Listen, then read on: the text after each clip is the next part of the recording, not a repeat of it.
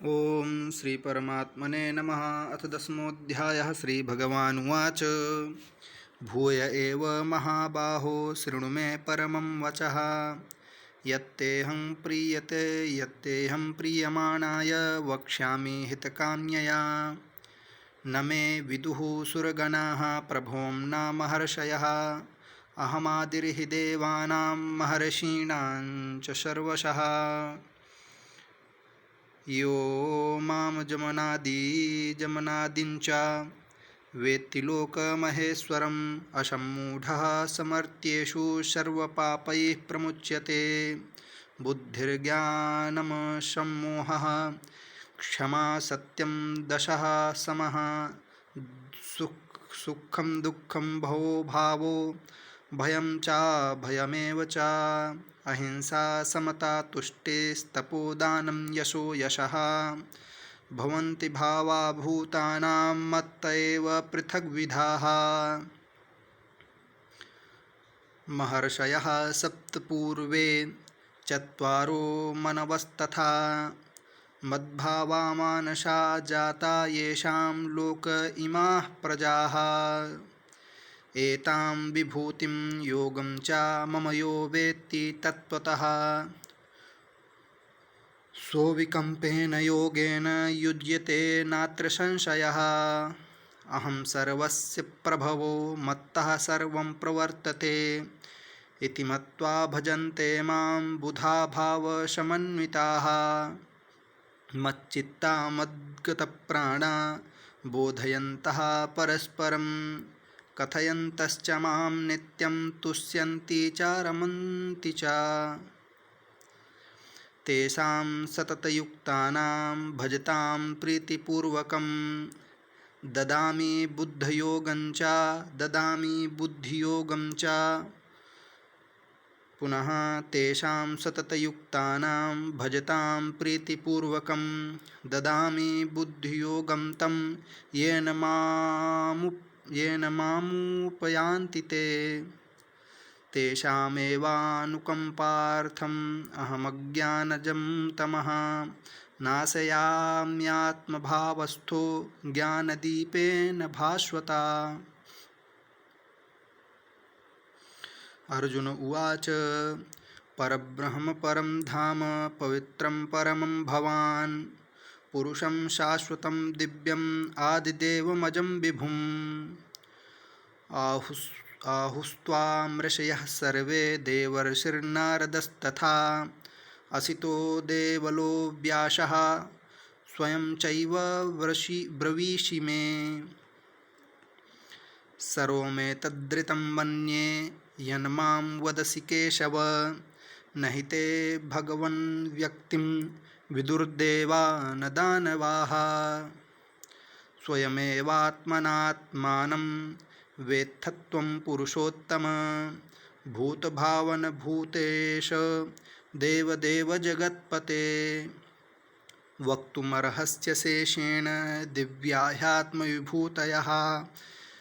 याभिर्विभूतिभिर्लोकानिमांस्त्वं व्याप्य तिष्ठसि कथं विद्यामहं योगिंस्त्वां सदा परिचिन्तयन् केषु केषु च भावेषु चिन्त्योऽसि भगवन्मया विस्तरेणात्मनो योगं विभूतिं च जनार्दन भूयः कथय तृप्तिरिह शृण्वतो नास्ति मे मृतम्। श्रीभगवानुवाच हन्त ते कथयिष्यामि दिव्या ह्यात्मविभूतयः प्राधान्यतः कुरु श्रेष्ठ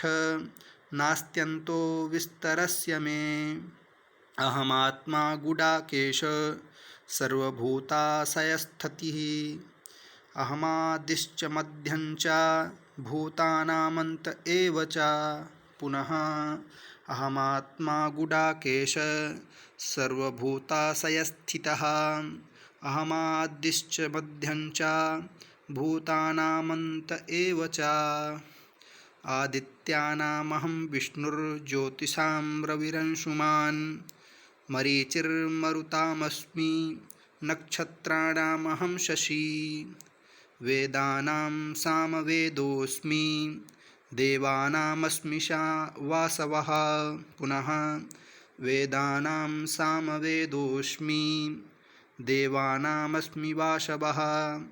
इन्द्रियाणां मनश्चास्मि भूतानामस्मि चेतना रुद्राणां शङ्करश्चास्मि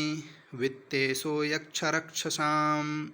वसूनां पावकश्चास्मि मेरुः शिखरिणामहं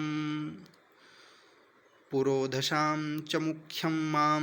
विद्धि पार्थ बृहस्पतिं सेनानीनामहं स्कन्धः शरसामस्मि सागरः महर्षीणां भृगुरहं गिरामस्म्येकमक्षरं यज्ञानां जपयज्ञोऽस्मि स्थावराणां हिमालयः अश्वत्थः सर्ववृक्षाणां देवर्षीणां च नारदः गन्धर्वाणां चित्ररथः सिद्धानां कपिलो मुनिः उच्चैः श्रवसमश्वानां विद्धि माममृतोद्भवम् ऐरावतं गजेन्द्राणां नराणां च नराधिकम् आयुधानामहं वज्रं धेनूनामस्मि कामधुक् प्रजनश्चास्मि कन्दर्पः सर्पाणामस्मि वासुकिः अनन्तश्चास्मि नागानां वरुणो यादशामहं पितॄणामर्यमा चास्मि यमः संयमतामहं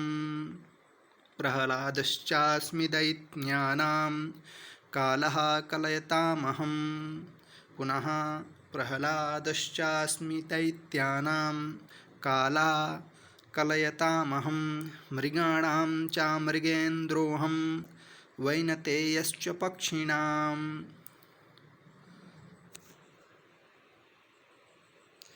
पवनः पवतामस्मि रामः शस्त्रभृतामहं शशाणां झषाणां मकरश्चास्मि स्रोतसामस्मि जाह्नवी सर्गाणामादिरन्तश्च मध्यं चैवाहमर्जुन अध्यात्मविद्याविद्यानां वादः प्रवदतामहम् अक्षराणामकारोऽस्मि द्वन्द्वः सामासिकस्य च अहमेवाक्षयः कालो धाताहं विश्वतो मुखः मृत्युः सर्वहरश्चाहम् उद्भवश्च भविष्यतां कीर्तिः श्रीर्वाक्च नारीणां स्मृतिर्मेधा धृतिक्षमा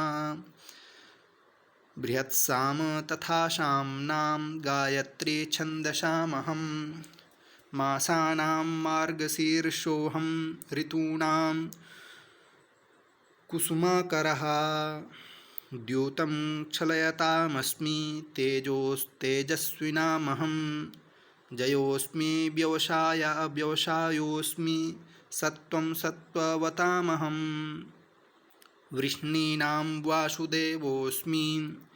पाण्डवानां धनञ्जयः मुनीनामप्यहं व्यासः कवीनामुष्णा कविः दण्डो दमयतामस्मि नीतिरस्मि जिगीषतां मौनं चैवास्मि गुह्यानां ज्ञानं ज्ञानवतामहं यच्चापि सर्वभूतानां बीजं तदमहार्जुन